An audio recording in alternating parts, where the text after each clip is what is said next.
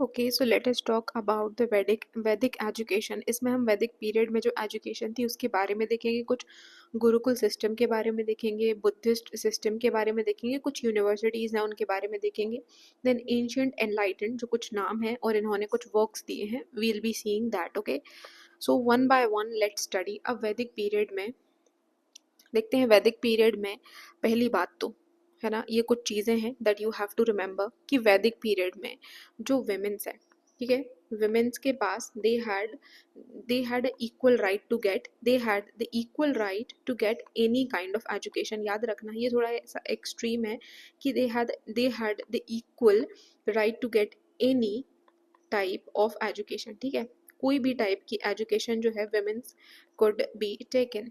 फिर उसके बाद यहाँ पर देवर सेइंग कि देयर वर नो गुरुकुल्स, ठीक है, वहाँ पर यहाँ पर जो है वैदिक पीरियड में कोई ऐसे गुरुकुल नहीं थे। मतलब कैसे गुरुकुल नहीं थे, कोई सेपरेट गुरुकुल नहीं थे ना, कोई भी सेपरेट गुरुकुल्स नहीं थे गर्ल्स के लिए जो कि 12 साल तक स्टडी कर रही हैं। Those who were getting studied up to 12 years there was no separate gurukuls for the girls। इसका मतलब है कि जो गर्ल्स हैं प्लस जो बॉयज़ हैं they were taking जो भी एजुकेशन है साइमल्टेनियसली। और सिर्फ 12 साल ही क्यों, देखो 12 साल के बाद जो गर्ल्स हैं वो एजुकेशन नहीं ले सकती थी, ठीक है, दिस इज द थिंग कि कोई भी higher education girls they could not take in the higher education, only boys could, ठीक है।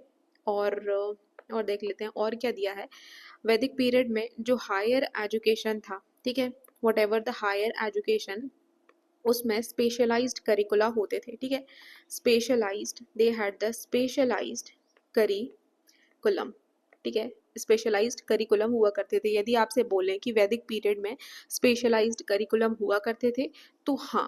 अब जो एंशियंट इंडिया है, एंशियंट इंडिया, यहाँ पर जो एजुकेशन है वो कहाँ कहाँ इम्पार्ट की जाती थी। कुछ लोग जो है वो होम पर पढ़ते थे, एट होम, कुछ लोग जो हैं इन टेम्पल्स, ठीक है, कुछ लोग जो है वो टेम्पल्स में पढ़ा करते थे, कुछ लोग जो है वो पाठशालाज में पढ़ते थे, ठीक है, कहाँ पढ़ते थे, पाठशालाज में। And some people they used to take education in the gurukuls. तो क्या क्या सिस्टम था, होम सिस्टम था, टेम्पल्स में थे, पाठशालास थी और गुरुकुल्स थे, ठीक है। देन और चीज़ें हैं इसमें, देखो यहाँ पर एक उपनयन सेरेमनी या फिर इनिशिएशन होता था। क्या होता था, देयर वॉज अ उपनयन सेरेमनी या फिर जो है कुछ इनिशिएशन सेरेमनी हुआ करती थी। अब ये जो उपनयन या फिर इनिशिएशन सेरेमनी क्या है, ये जो सेरेमनी है इससे ऑफिशियली जो भी शिष्य थे वो अपना घर छोड़ते थे और एजुकेशन के लिए जो है वो एंटर करते थे। तो इसको क्या बोलते थे, उपनयन या फिर इनिशिएशन सेरेमनी। अब ये जो उपनयन या फिर इनिशिएशन सेरेमनी है वो गर्ल्स के लिए भी परफॉर्म की जाती थी और बॉयज़ के लिए भी परफॉर्म की जाती थी, ऐसा नहीं है कि सिर्फ गर्ल्स के लिए, ठीक है।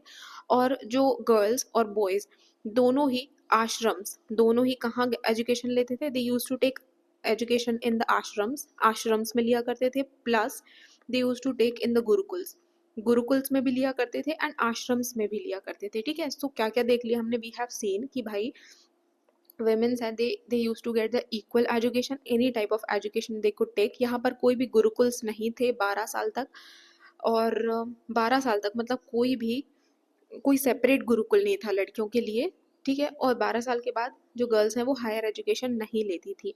अब हायर एजुकेशन को स्पेशलाइज्ड करिकुलम बोला जाता था। अब ये जो एंशियंट इंडिया है यहाँ पर एजुकेशन होम में, टेम्पल्स में, पाठशालाज में और गुरुकुल्स में दी जाती थी। और जब boys and girls they use to left their home तो उपनयन या फिर इनिशिएशन सेरेमनी परफॉर्म की जाती थी। एंड ये लोग जो हैं, मतलब जो गर्ल्स हैं या फिर बॉयज़ हैं, they used to take what, they used to take their education in the ashrams या फिर गुरुकुल्स, ठीक है। Then we have the gurukul system. अब गुरुकुल सिस्टम क्यों हुआ करता था, मतलब ये जो गुरुकुल सिस्टम है इसका मेन एम क्या था, इसका एम था टू अचीव द सैल्वेशन, ठीक है, सैल्वेशन को अचीव करना was the main M of the gurukul system, याद रखना है, ठीक है। फिर will be talking about the Buddhist system. अब ये जो बुद्धिस्ट सिस्टम है ना, इसने हायर एजुकेशन को सेकेंड लेवल पे रख रखा था। किस लेवल पे, सेकेंड लेवल पे, they have placed higher education at the second level, ठीक है, याद रखना है कि सेकेंड लेवल पे प्लेस किया हुआ था। फिर अब हम कुछ यूनिवर्सिटीज़ पढ़ते हैं, पहले तो हम पढ़ते हैं महाविहारास। अब ये जो महाविहारा है, महाविहारा कौन सा नाम है, दिस इज द, ये एक संस्कृत, या फिर एक पाली नाम है किसका, विहारास का, ठीक है, विहारास का। अब ये जो है विहारास क्या होते थे, वी नो कि विहारास जो है वो बुद्धिस्ट लर्निंग सेंटर होते थे। क्या होते थे, they were the Buddhist monastery, I would say, ठीक है, बुद्धिस्ट मोनेस्ट्री हुआ करती थी ये, क्या, महाविहारास। अब ये जो तक्षशिला यूनिवर्सिटी है, तक्षशिला यूनिवर्सिटी, ये कब फाउंड की गई, यहाँ पर देख लेते हैं। जो तक्षशिला यूनिवर्सिटी है ये फाउंड की गई आपकी 6th सेंचुरी, ठीक है, कब की गई, 6th सेंचुरी BCE में इट हैज़ फाउंडेड। और ये जो है प्रेजेंटली पंजाब जो कि पाकिस्तान में है वहाँ पर थी, क्या, तक्षशिला यूनिवर्सिटी। इसमें 64 डिफरेंट जो फील्ड्स हैं वो थी। एंड इसमें जो एडमिशन होता था it was the merit based, ठीक है। यूनेस्को ने इसको रिकॉग्नाइज किया है 1980 में। सो क्या क्या चीज़ें हैं जो तक्षशिला यूनिवर्सिटी, पहली बात तो पंजाब पाकिस्तान में 6th सेंचुरी BCE में थी, 64 डिफरेंट फील्ड्स थी, मेरिट बेस्ड एडमिशन हुआ करता था, और यूनेस्को ने 1980 में इसको रिकॉग्नाइज किया। Then we have the Nalanda university, ठीक है। अब हमारे यहाँ जो है वो नालंदा कहाँ थी, Nalanda was in the Bihar, ठीक है, नालंदा कहाँ थी, it was in the Bihar. और इसका लोकेशन क्या है, हमने देख लिया, बिहार में थी। नालंदा को किसने फाउंड किया था, Nalanda was founded by the पाला डायनेस्टी, पाला डायनेस्टी ने इसको फाउंड किया था।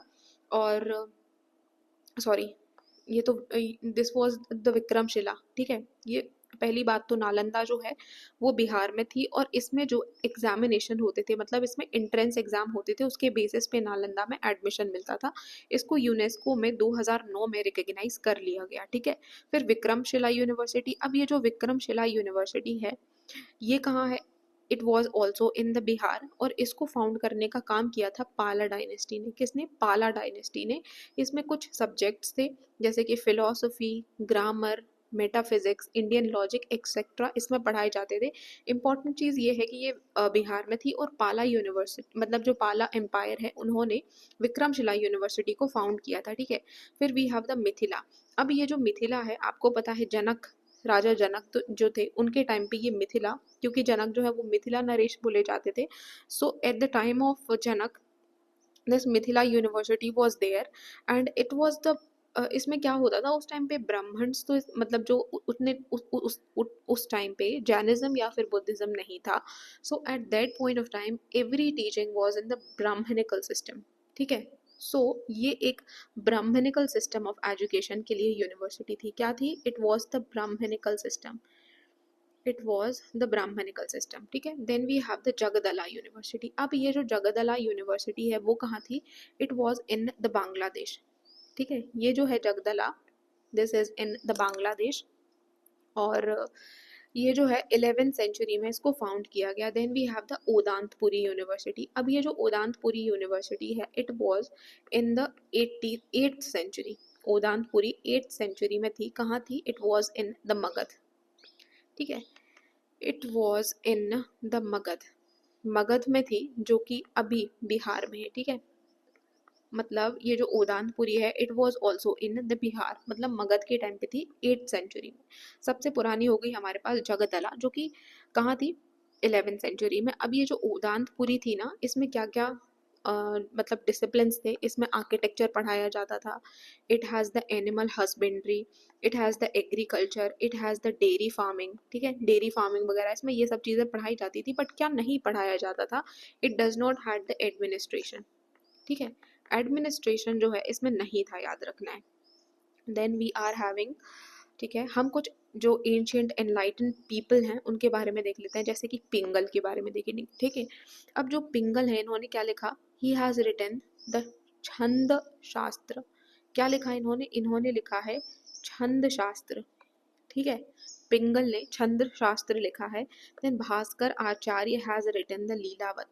अब ये जो लीलावत है वो लिखी गई है आपकी 12th सेंचुरी में, 12th सेंचुरी CE में, ठीक है, बहुत बाद में लिखी गई। पातंजलि ने क्या लिखा है, पातंजलि हैज रिटन दिस महामास्य। अब ये जो महामास्य क्या है, this महामास्य it is the Yoga सूत्र, ठीक है, इसमें जो है वो योग सूत्रास दिए गए हैं महामास्य में। Then we have the Brahmagupta. Brahmagupta ने क्या लिखा है, इन्होंने ब्रह्मपुत्र सिद्धांत क्या दिया है, इन्होंने दिया है ब्रह्मपुत्र, ब्रह्मपुत्र सिद्धांत, ठीक है, इन्होंने ब्रह्मपुत्र सिद्धांत दिया है। अब ये जो ब्रह्मपुत्र सिद्धांत है ये किसके ऊपर है?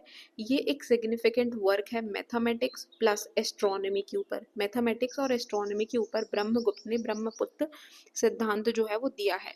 देन वी हैव द हाँ देन वी हैव दी, यहाँ पर जो है वो वाघभट्ट होगा, ठीक है। We have the Vagbhata. Vagbhata ने लिखा है, अच्छा यहाँ पर लिख देती हूँ मैं, एक मिनट, यहाँ पर वाघभट्ट, ठीक है, जो आपके वाघभट्ट हैं, वाघभट्ट साहब ने क्या लिखा है? वाघभट्ट साहब ने लिखा है अष्टांग संग्रह, ठीक है। क्या लिखा है? Ashtanga Sangraha. What they have written? Ashtanga Sangraha. अब ये जो अष्टांग संग्रह क्या है? It is the Ayurvedic text. What is this? This is the Ayurvedic text, ठीक है।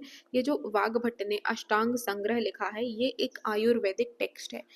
और चंद्रगुप्त ने नहीं, बेसिकली जो आपके राधा गुप्त थे, ठीक है, राधा गुप्त या फिर आप इनको चाणक्य कह लो, दिस इज द राधा गुप्त, ठीक है। राधा गुप्त या फिर चाणक्य जो हैं इन्होंने लिखा है, what he has written the अर्थशास्त्र।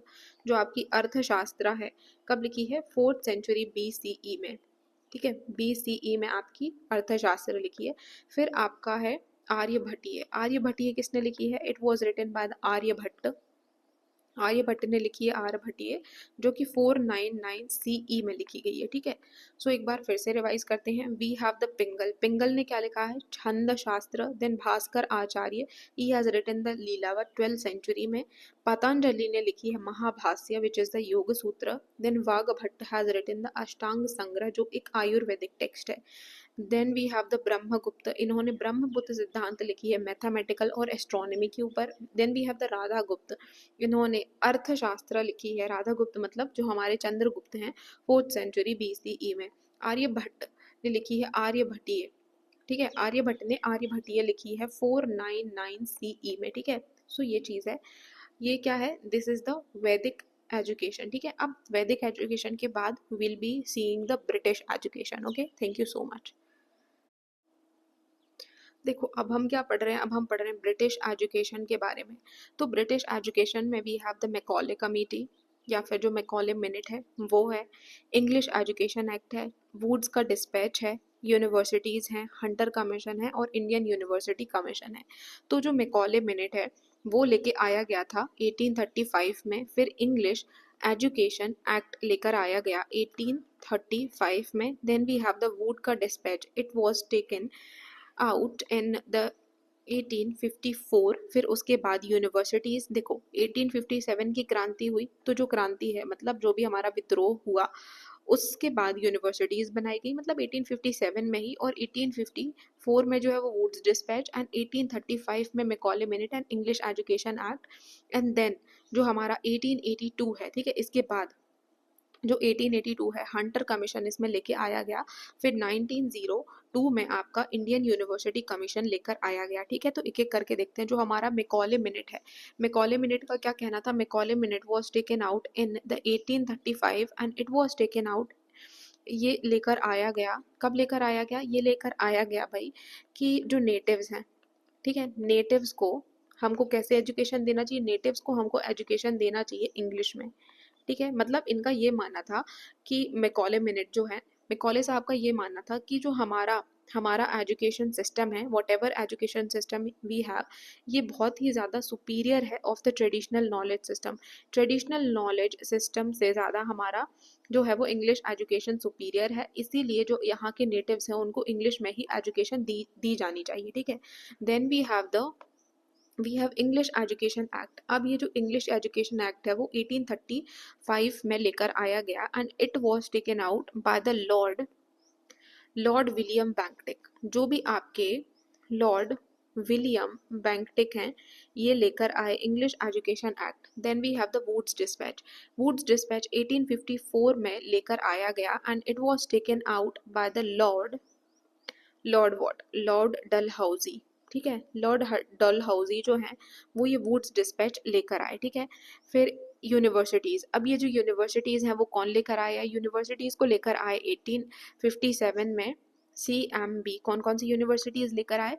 यूनिवर्सिटीज़ लेकर आए हैं कैलकटा यूनिवर्सिटी, ठीक है। वी हैव एम से मद्रास यूनिवर्सिटी।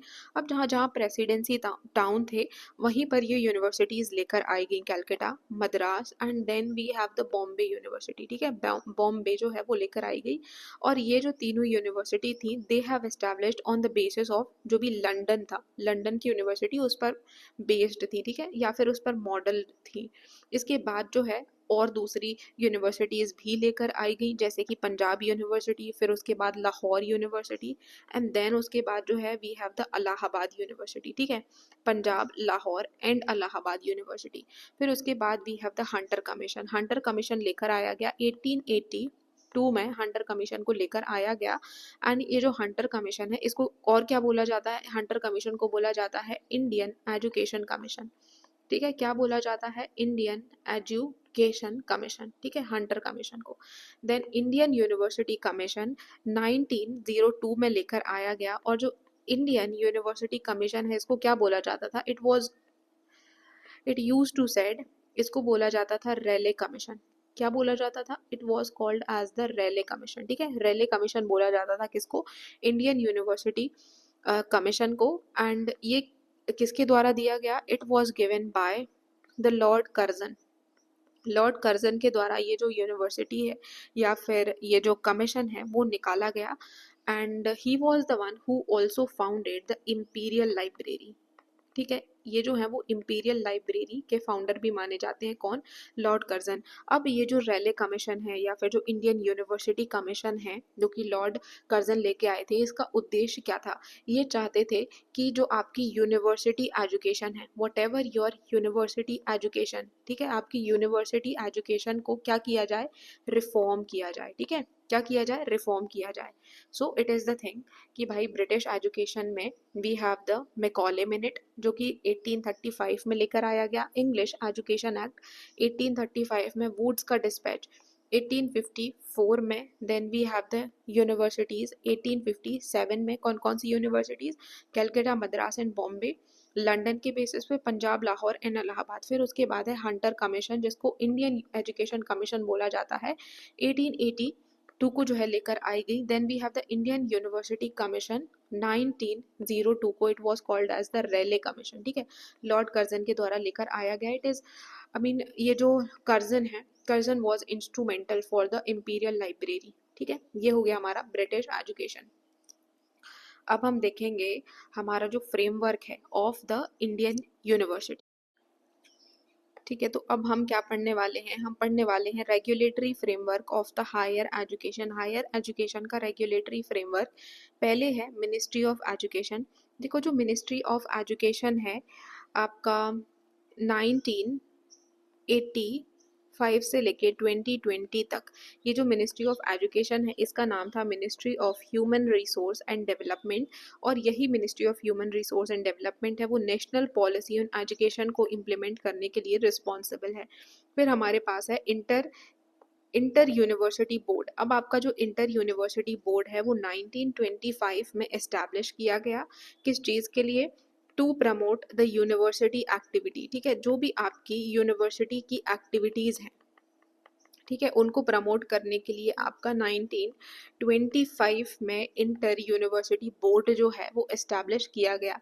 अब कौन कौन सी फील्ड थी इसमें, so we had the fields, जैसे कि फील्ड एजुकेशन की फील्ड थी, कल्चर की फील्ड थी, ठीक है, एजुकेशन, कल्चर, या फिर आपके स्पोर्ट्स की फील्ड हो गई, या फिर जो भी आपके अलाइड एरियाज़ हैं, इनमें जो है जो आपकी इंटर यूनिवर्सिटी बोर्ड है वो वर्क करती थी। अब ये जो आपकी इंटर यूनिवर्सिटी बोर्ड है इसका नाम जो है बाद में एसोसिएशन ऑफ इंडियन यूनिवर्सिटी कर दिया गया। ठीक है, 1925 में इंटर यूनिवर्सिटी बोर्ड थी जो कि यूनिवर्सिटी एक्टिविटी को प्रमोट करने के लिए थी, जैसे education, culture, sports and allied, and later it has changed into the Association of Indian University. Got it? Then we have the Central Advisory Board of Education. अब ये जो Central Advisory Board of Education है वो 1920 में establish किया गया। ठीक है, बट लेटर जो है इसको डिसॉल्व कर दिया गया सेंट्रल एडवाइजरी बोर्ड को। It was the apex advisory board. ठीक है, ये एक एपेक्स एडवाइजरी बोर्ड हुआ करता था, अब नहीं है। ठीक है, इट इज़ नॉट नाउ। सो 1920 में इसको एस्टैब्लिश किया था, बाद में इसको डिसॉल्व कर दिया गया। Got it? Then we have the regulatory bodies. अब हमारे पास दो रेगुलेटरी बॉडी हैं, एक है हमारी यूजीसी और दूसरा है हमारा all India council for technical education. अब ये जो यूजीसी है, यूजीसी को 1956 में इस्टेब्लिश किया गया था on the recommendation of the Radha Krishnan committee. जो भी आपकी राधा कृष्णन कमेटी या फिर कमीशन थी, उनकी रिकमेंडेशन पे 1956 में यूजीसी एक्ट निकाला गया। एंड फिर जो है वो ये यूजीसी और ये जो यूजीसी कमीशन है या फिर जो यूनिवर्सिटी ग्रांट कमीशन है, इसको इस्टेब्लिश किया गया। ठीक है, अब ये जो राधा कृष्णन कमीशन है, इसको क्या और बोला जाता है, इसको जो है वो university, it is also called as the university education commission. इसको यूनिवर्सिटी एजुकेशन कमीशन भी जो है वो बोला जाता है। फिर ठीक है, फिर हमारे पास आता है all India council for technical education.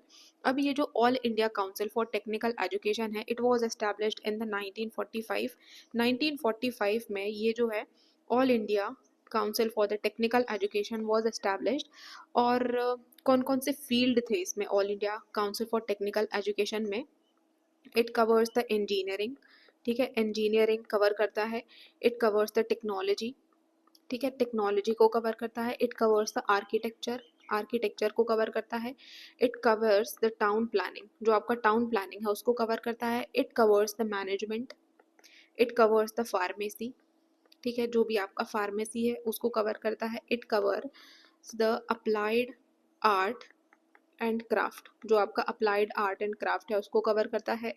It covers the hotel management, hotel management को कवर करता है। केटरिंग टेक्नोलॉजी को भी कवर करता है, ठीक है, catering tech. So what does it cover? It covers the engineering, technology, architecture, town planning, management, pharmacy, applied art and craft, hotel management, catering technology। 1945 में इसको establish किया गया और यूजीसी को 1956 में राधा कृष्णन कमीशन की recommendation पे, जिसको यूनिवर्सिटी एजुकेशन कमीशन भी बोला जाता है। ठीक है, then we have the accrediting bodies.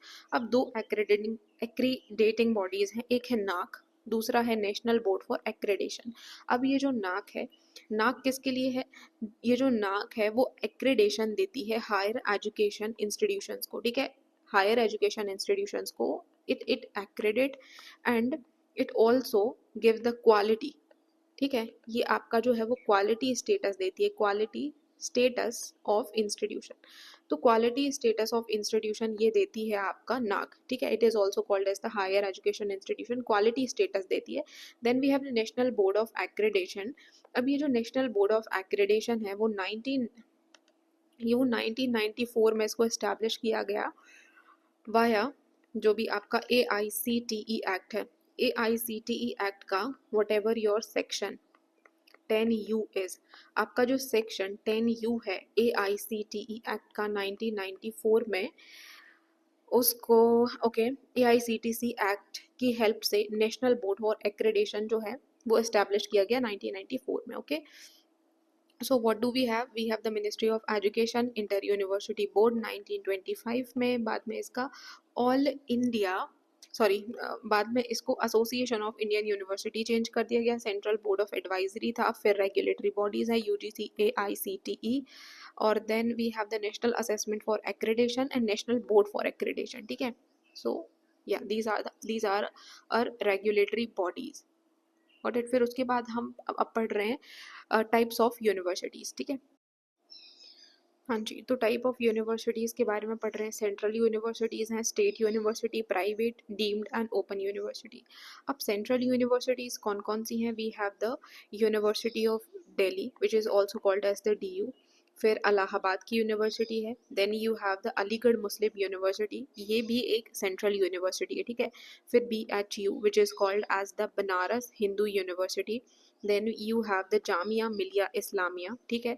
Then we have the Baba Saheb Bhimrao Ambedkar university, Baba Saheb Bhimrao Ambedkar university, ठीक है। Then we have the IGNOU, IGNOU क्या है? Indira Gandhi national open university. Then we have the Jawaharlal Nehru university, JNU, ठीक है, Jawaharlal Nehru Nehru university. Then we have the English and foreign languages university, क्या है, English and foreign languages university. फिर जो हमारी स्टेट यूनिवर्सिटी है, इसको क्या बोलते हैं, ये एक UGC एक्ट 1956 के तहत आई है हमारी स्टेट यूनिवर्सिटी, ठीक है। मतलब जो भी हमारी स्टेट यूनिवर्सिटीज़ हैं वो 1956 का जो एक्ट है UGC का, उसके तहत स्टेट यूनिवर्सिटीज़ एस्टैब्लिश की जाती हैं। फिर हमारे पास आ जाती है प्राइवेट यूनिवर्सिटी।